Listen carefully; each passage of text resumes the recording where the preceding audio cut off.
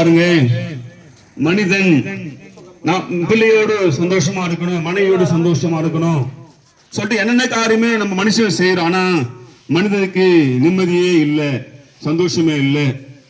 ஆமா, அதை கேட்க அன்பான சகோதரியே, அம்மாமாரே, அப்பாமாரே, மனிதனுக்கு நிம்மதிக்காக என்னென்ன காரியங்கள் செய்தாலும் மனிதனுக்கு இதயத்தில் நிம்மதி இல்லை, வேதனையும் கஷ்டமும் மனிதன் அனுபவித்துக் கொண்டே இருக்கிறான்.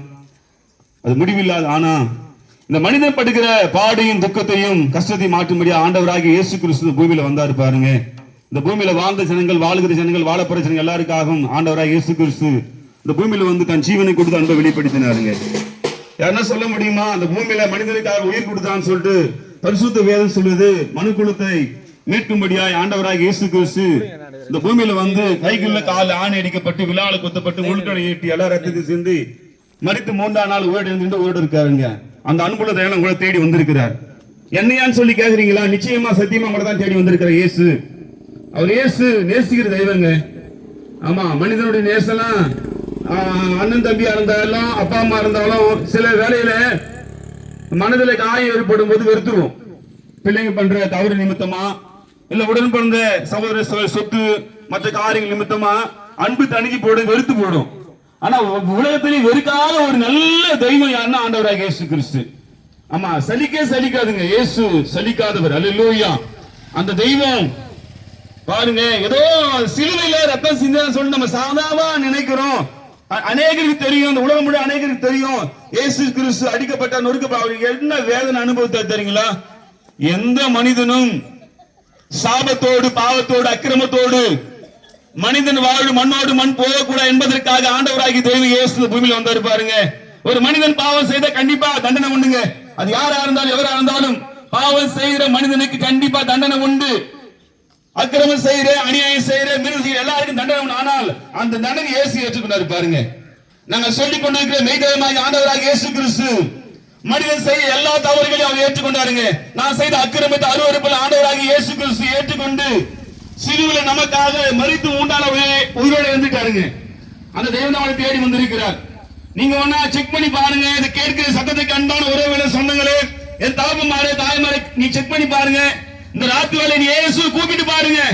என் இயேசு உயிரோடு இருக்கிற தெய்வம், உங்களை தேடி வந்திருக்க தெய்வம் இயேசு கூப்பிட்டு பாருங்க. அவர் பச்சைபாதம் இல்லாத ஒரு மனிதன் நினைக்கிறான் கிறிஸ்து மட்டும்தான் இயேசு இல்ல, எல்லாருக்கும் இயேசு தேவை. ஆமா, இது யாரா இருந்தாலும் இயேசு தேவைங்க. ஆமா, நம்ம மனிதன் தான் பிரிச்சுக்கிறான். இஸ்லாமியருக்கு வேற தெய்வம், அந்த என்ன சமுதாயம் தேவனுக்கு பிரிச்சு. ஆனா இல்ல, ஆண்டவராகி ஒரே ஒரு தெய்வம்.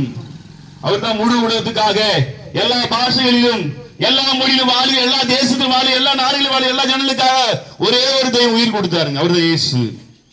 அந்த நல்ல தெய்வம் உங்களை தேடி வந்திருக்காரம்மா. நான் சவாலா சொல்றேன், நீங்க ஒருவேளை நிம்மதியை அனுபவிக்காத கசப்பான வாழ்க்கையில் வாழ்ந்து கொண்டிருந்தாலும் என் தெய்வம் தர சமாதானத்தை அனுபவிங்க. இயேசுன்னு கூப்பிட்டு பாருங்க. இந்த ராத்திரி வேலை கூப்பிட்டு பாருங்கம்மா. இந்த சத்தத்தை கேட்க அன்பான உறவுகளை சொந்தங்களே, இந்த ராத்திரி வேலை இயேசு கூப்பிட்டு பாருங்க. அவர் செவி கொடுக்கிறவர், கூர்ந்து கவனிக்கிறவர், யாரும் கஷ்டப்படக்கூடாது என்பதற்காக தான் ஆண்டவராகி தேவன் உயிரை கொடுத்தாருங்க. ஆமா, மனிதர் பாருங்க, அநேக தலைமுறையாய் சாபத் தொடர்ந்து கொண்டே இருக்கு. அதுக்கு முடிவே இருக்காது. பாருங்க, நம்ம சொந்த மந்ததெல்லாம் பார்க்கலாம். சில பிள்ளைங்க ஊனமா பிறக்கும், தலைமுறை குடும்பத்துல ஊனமா பிறக்கும், பிரச்சனையோட பிறக்கும். ஆனா அந்த சாபம் மாற்றுவதற்கு என்னென்ன காரியம் மனுஷன் பல கோடிக்கணக்கான பணங்களை செலவு பண்ணாலும் அதுக்கு விமர்சனமே கிடையாது, முடிவே கிடையாது. எவ்வளவு பணம் செலவு பண்ணாலும் சாப மனிதனை மனித வாழ்க்கை விட்டு நீங்காது. ஆனால் நாங்கள் அறிவிக்கிற மெய்தேவமாகிய ஆண்டவராக இயேசு கிறிஸ்து ஏற்றுக்கொள்ளும் போது அது எவ்வளவு பெரிய சாபம் இருந்தாலும், தலைமுறை தொடர்கிற சாபம் இருந்தாலும் என் இயேசு சுத்திகரிக்க வல்லவராக இருக்கிறார். ஏன் தெரிகிறார்? அவர் சாபத்தை ஏற்றுக்கொண்டார். பரிசுத்த வேதம் சொல்றது இயேசு கிறிஸ்து மனிதனுடைய சாபத்தை ஏற்றுக்கொண்டாருங்க. ஆமா, மனிதனுடைய சாபத்தை யாராலும் ஏற்றுக்கொள்ள முடியாது. ஆண்டவராகிய தெய்வம் என் இயேசு சாபத்தை ஏற்றுக்கொண்டு நமக்கு வாழ்வு கொடுக்க முடியாது. சிலுவையில் ரத்தம் சிந்திருக்காருங்க. அந்த நல்ல தெய்வம் உங்களை தேடி வந்திருக்கிறார். ஆமாங்க, இயேசு உங்களை தேடி வந்திருக்கிறாருங்க.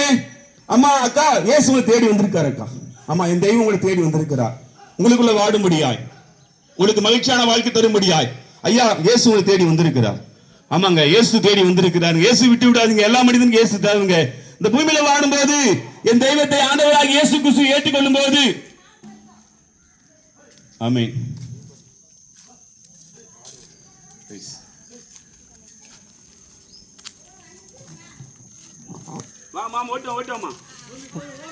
பறவை வர வந்துட்டு சுதா வட்டி வளர்த்து